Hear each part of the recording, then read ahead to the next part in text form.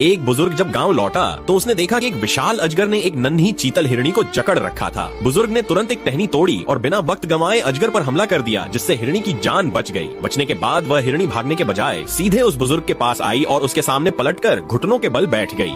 बुजुर्ग ने उसके सिर पर हाथ फेरा तो देखा कि उसके शरीर पर हल्की फुल्की चोटें थीं।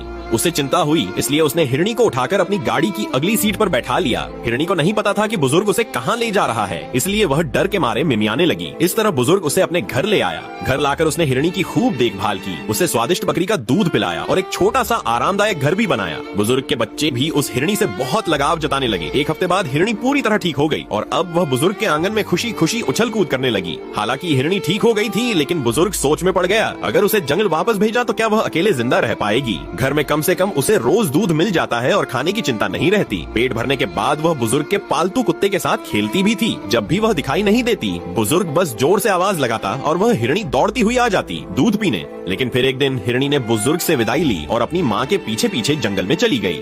कुछ दिन बाद जब बुजुर्ग को लगा कि घर में कोई आया है और उसने दरवाजा खोला तो देखा वही नन्ही हिरणी वापस आई थी, मानो शुक्रिया कहने। बुजुर्ग हैरान रह गया। उसने उसे गोद में उठाया और दोबारा जंगल में छोड़ दिया। लेकिन कुछ दिन बाद वह हिरणी इस बार अपने साथियों को भी लेकर बुजुर्ग के घर आई। अब तो वह बार बार और भी हिरणों के साथ वहाँ आने लगी। अब तो हर सुबह जैसे ही बुजुर्ग दरवाजा खोलता, बाहर हिरणों का जमावड़ा लगा होता और हर बार उस बचाई गई छोटी हिरणी की झलक इनमें जरूर मिलती।